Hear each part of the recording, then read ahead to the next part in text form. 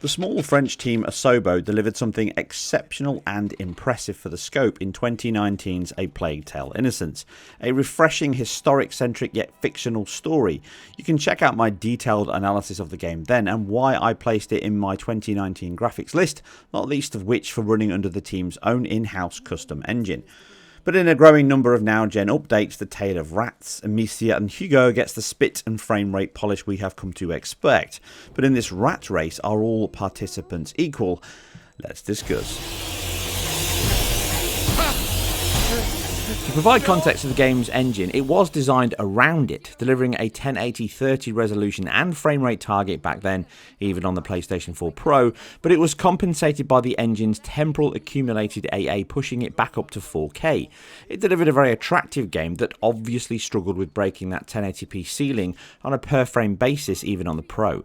But now out on the Xbox and PC consoles, we can compare them all.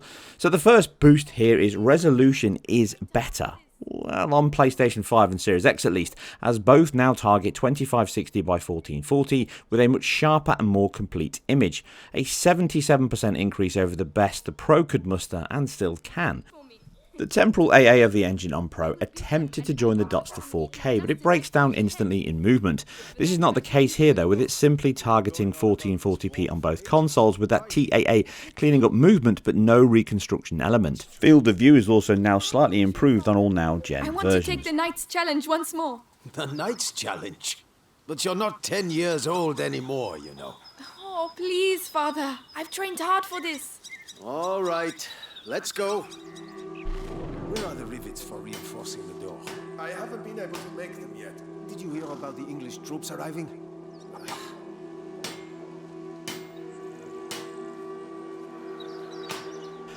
When we look at the Series S though, it does come off bad on paper, with a 1600 by 900 being the target here as you would expect, but this leaves a softer and much less impressive quality than the Pro or even the base PS4.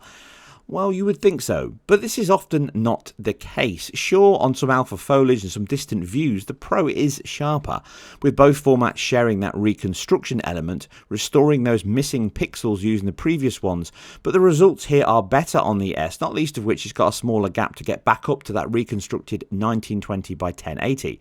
It is still a very impressive engine, and the materials from the team helped by having a higher temporal resolution with twice the frames in the same time.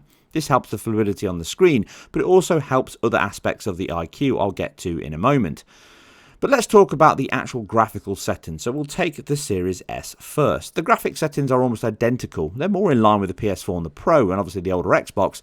Shadow maps are a lower resolution and filtering than the Pro, but this is likely due to the lower target frame buffers being linear across the board. LOD distance is slightly lower, as are the rat hordes being reduced over the Series X and the PS5. Texture quality and material construction is much better on the S though, due to the higher texture RAM here. Obviously the RAM itself helps, and that reconstruction within the engine also seems to be better here with an improvement to the sharpening filter. All post effects such as SSR or depth of field, which highlights the dithered composition they all use, they are obviously lower here, and again they're better than the Pro, but they're not as good as the higher end consoles. But it yet again all reinforces what I continue to say since I started this channel. Resolution is simply not that important in relation to many other ingredients. One aspect is running at twice the frame rate. That means the temporal AA and reconstructed image element now has twice the data per second.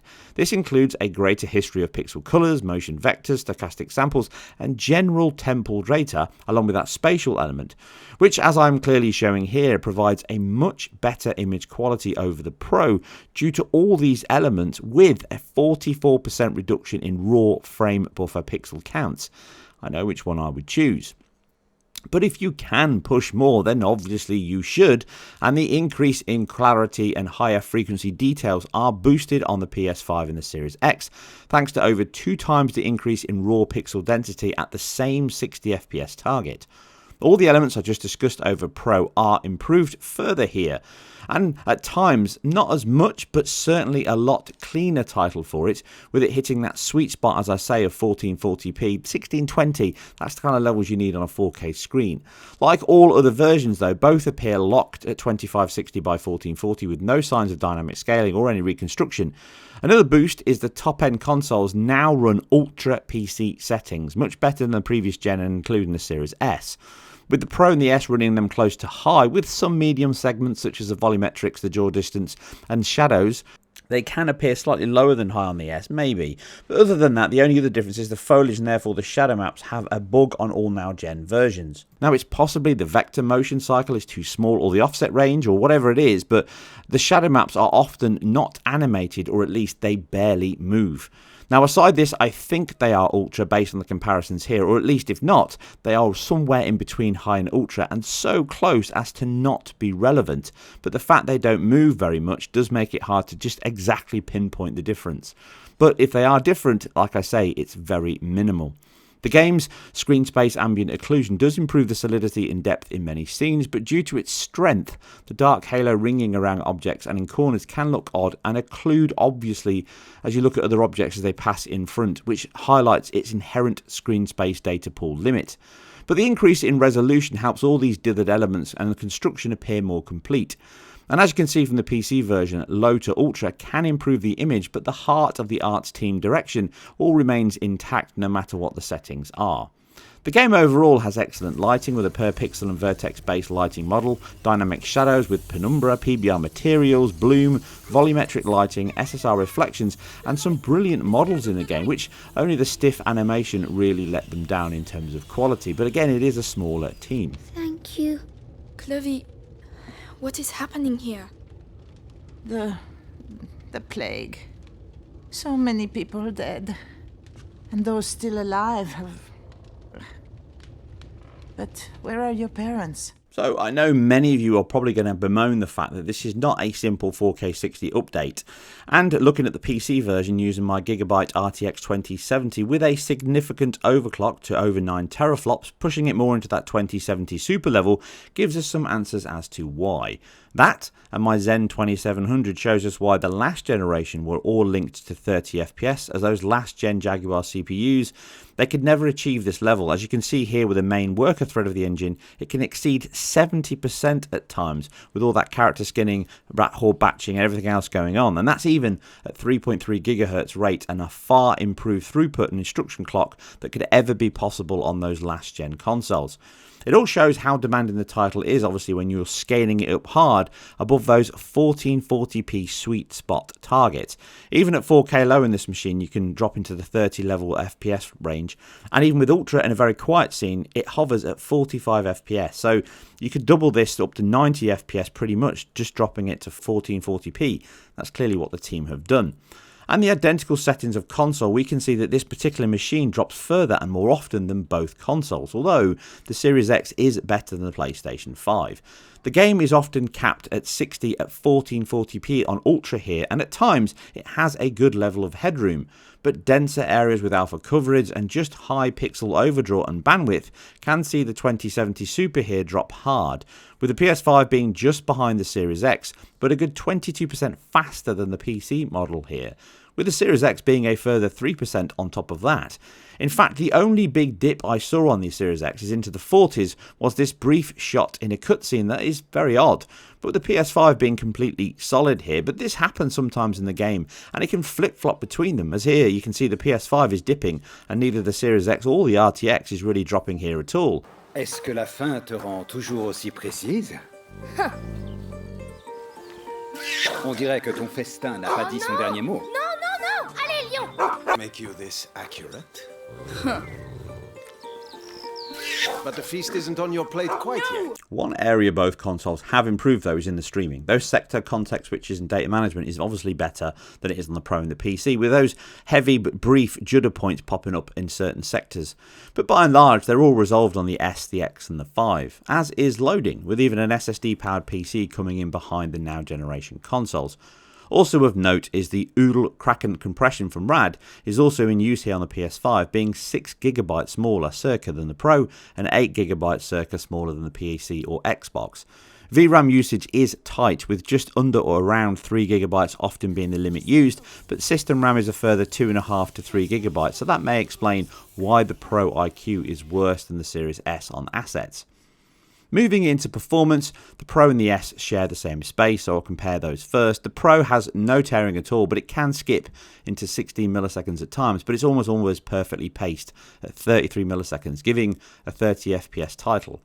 The Series S does a great job of hitting that 16 millisecond time, with VSync adaptively shifting when missed, but this can cause tearing throughout the full height image, which can be unsightly at its worst, which you can see here, although it's often very brief, and more often than not, in fact 90% of the time, it hits that 16 millisecond frame time, with another 1.2 milliseconds added on top, pushing it almost to 18 milliseconds for the 95th percentile. It does drop frames and tear more often than the other two, but thanks to that Zen 2, it's never really that bad.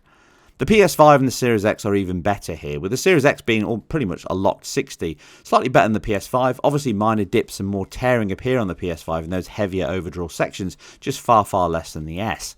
Again though, looking at the actual stats, the 95th percentile of both consoles is 16 milliseconds, with that next 99th percentile, 4%, bumping it up to just under 18 milliseconds, giving us an average between these two identical runs of 0.03 FPS. So, like the visuals and the audio mix, they are identically locked at 60 FPS.